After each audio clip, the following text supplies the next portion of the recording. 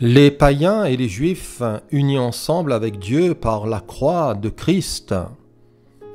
Dans Éphésiens au chapitre 2 du verset 11 à 18, l'apôtre Paul dira « C'est pourquoi, vous autrefois païens dans la chair, appelés incirconcis par ceux qu'on appelle circoncis, et qui le sont en la chair par la main de l'homme, souvenez-vous que vous étiez en ce temps-là sans Christ, privés du droit de cité en Israël, étrangers aux alliances de la promesse, sans espérance et sans Dieu dans le monde.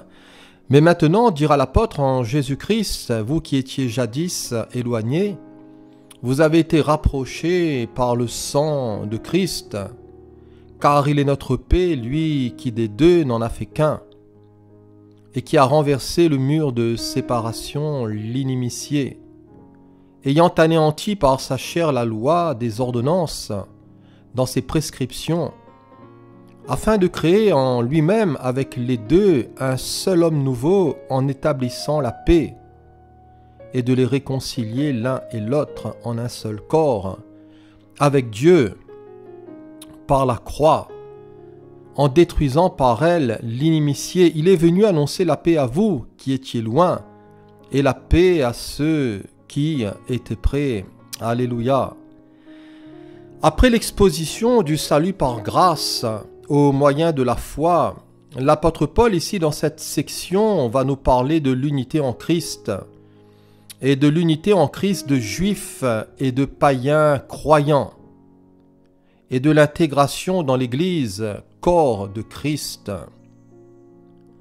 Du temps de Paul, les Juifs qualifiaient les païens d'incirconcis, car ils n'observaient pas le rite de la circoncision. Le rite de la circoncision, selon le commandement de Dieu, au 8e jour, les Juifs devaient pratiquer l'ablation de l'extrémité de la peau qui recouvre le prépuce de tout garçon. C'était la circoncision, selon aussi Genèse chapitre 17.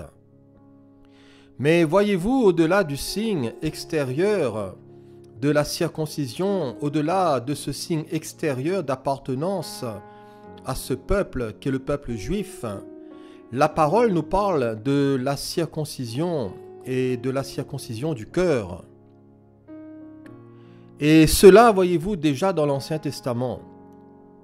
Dans Deutéronome, chapitre 30, verset 6, il est écrit « L'Éternel, ton Dieu, circoncira ton cœur et le cœur de ta postérité, et tu aimeras l'Éternel, ton Dieu, de tout ton cœur et de toute ton âme, afin que tu vives. »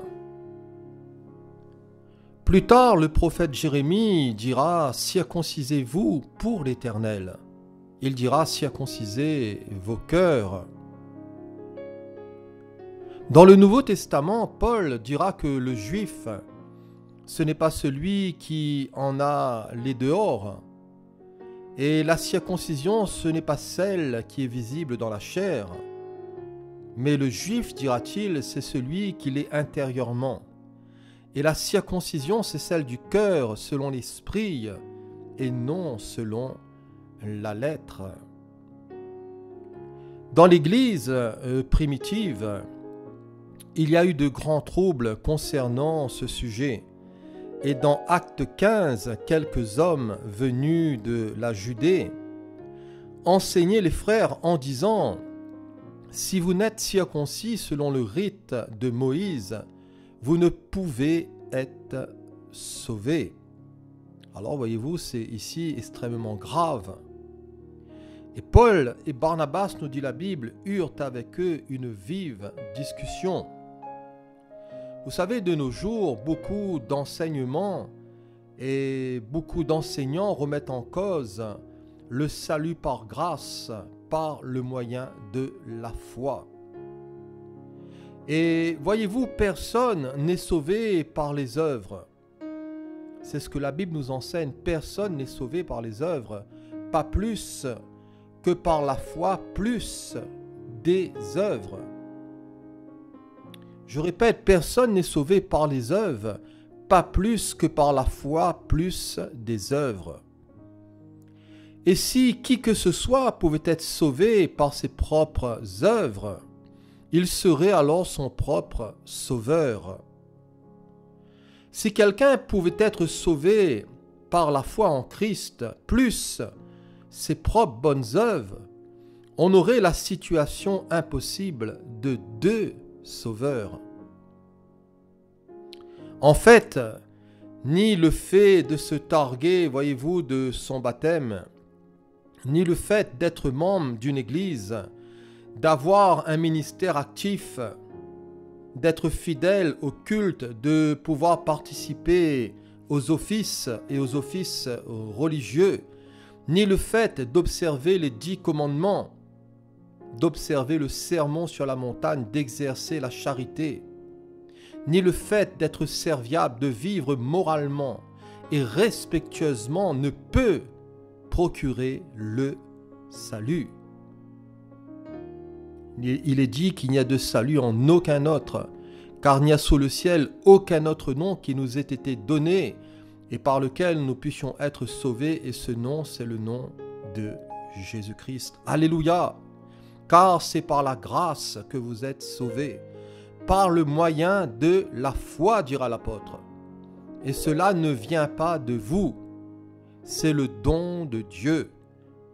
Ce n'est point par les œuvres, afin que personne ne se glorifie. Le manque d'unité dans l'église d'Éphèse se manifeste surtout entre les croyants et entre les croyants juifs et non-juifs. Et Paul va nous montrer que juifs et païens sont maintenant réconciliés, et ils sont maintenant réconciliés en Christ, et qu'ils possèdent les mêmes bénédictions. Jésus, bien que juif, est venu non seulement sauver les juifs, mais également les païens. Et par son sang, tous les croyants sont devenus proches. Et la mort de Christ a parfaitement accompli ce que Dieu voulait, à savoir amener les hommes à lui. Jésus est le prince de la paix. Et Jésus communique aussi la paix et réconcilie juifs et païens en un seul corps par la croix. Par la croix, l'inimitié est détruite, le mur de séparation ayant anéanti par sa chair la loi des ordonnances dans ses prescriptions. La loi juive comportait 2 grandes parties. La loi juive comportait 2 grands volets. Le premier, c'est la loi morale, notamment appelée les 10 paroles ou les 10 commandements.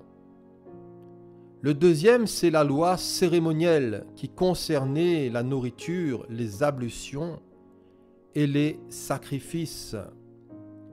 Au regard de la loi juive, les païens étaient impurs.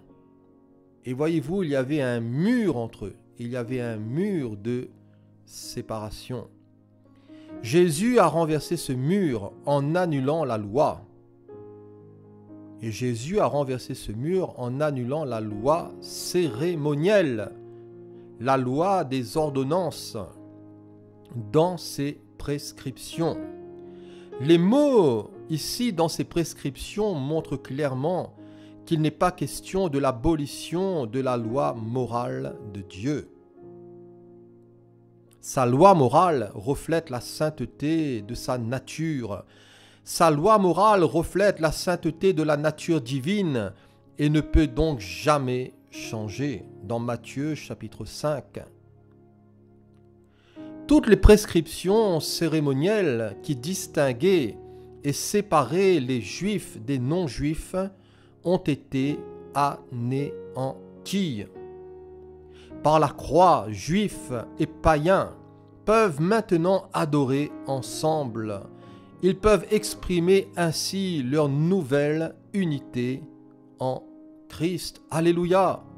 Et dans Galates 3, 28, il est dit qu'il n'y a plus ni juif, ni grec. Il n'y a plus ni esclave, ni libre, il n'y a plus ni homme, ni femme, car tous, vous êtes un en Jésus-Christ. Alléluia.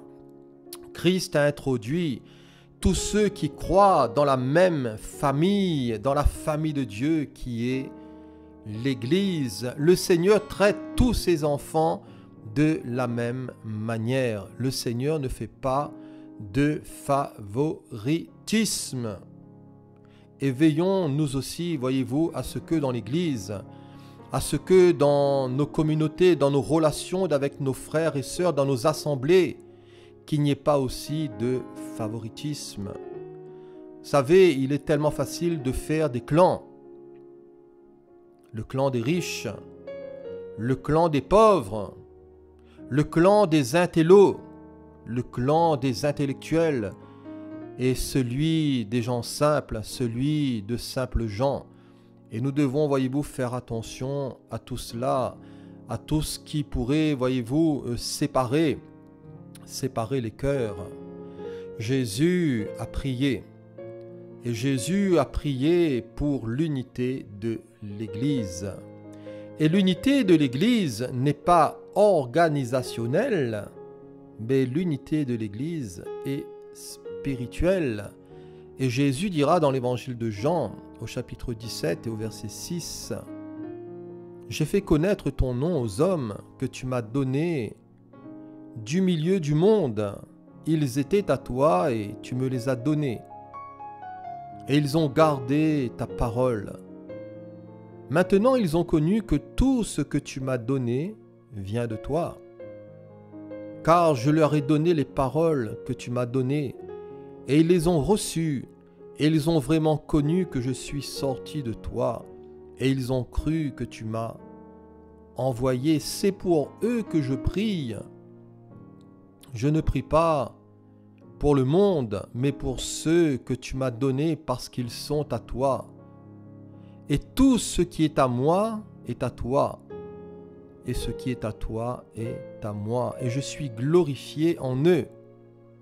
Je ne suis plus dans le monde, et ils sont dans le monde, et je vais à toi, Père Saint. Garde-les en ton nom, et garde-les en ton nom que tu m'as donné, afin qu'ils soient un comme nous. Voilà, afin qu'ils soient un comme nous. Lorsque j'étais avec eux dans le monde, je les gardais en ton nom. J'ai gardé ce que tu m'as donné, et aucun d'eux ne s'est perdu. Sinon le fils de la perdition, afin que l'écriture soit accomplie. Et maintenant je vais à toi, et je dis ces choses dans le monde, afin qu'ils aient en eux ma joie parfaite. Je leur ai donné ta parole, et le monde les a haïs parce qu'ils ne sont pas du monde, comme moi je ne suis pas du monde. Je ne te prie pas de les ôter du monde, mais de les préserver du mal. Ils ne sont pas du monde comme moi je ne suis pas du monde. Sanctifie-les par ta vérité. Ta parole est la vérité, comme tu m'as envoyé dans le monde. Je les ai aussi envoyés dans le monde. Et je me sanctifie moi-même pour eux, afin qu'eux aussi soient sanctifiés par la vérité. Ce n'est pas pour eux seulement que je prie, dira Jésus, mais encore pour ceux qui croiront en moi par leur parole, afin que tous soient un. Comme toi, Père, tu es en moi, et comme je suis en toi, afin qu'eux aussi soient un en nous, pour que le monde croie que tu m'as envoyé. Je leur ai donné la gloire que tu m'as donnée, afin qu'ils soient un, comme nous sommes un, moi en eux et toi en moi, afin qu'ils soient parfaitement un, et que le monde connaisse que tu m'as envoyé, et que tu les as aimés comme tu m'as aimé. Quelle belle prière ici, que la prière sacerdotale, une prière, voyez-vous, qui nous parle de l'unité, et de l'unité de l'Église, voyez-vous, un seul esprit, nous dit la parole, et ce qui nous unit, c'est l'Esprit de Dieu. Voyez-vous, ce n'est pas les organisations, ce ne sont pas les goûts, les couleurs, ce n'est pas les opinions, mais nous avons, voyez-vous, tous ceux qui ont l'Esprit de Christ appartiennent à Christ. Et ce qui nous unit dans le Seigneur, voyez-vous, c'est la présence et c'est la personne du Saint-Esprit. Voilà, Que le Seigneur nous aide, que le Seigneur nous accorde sa grâce et que nous puissions encore le glorifier. Voilà, à la prochaine, Dieu voulant, et merci à vous.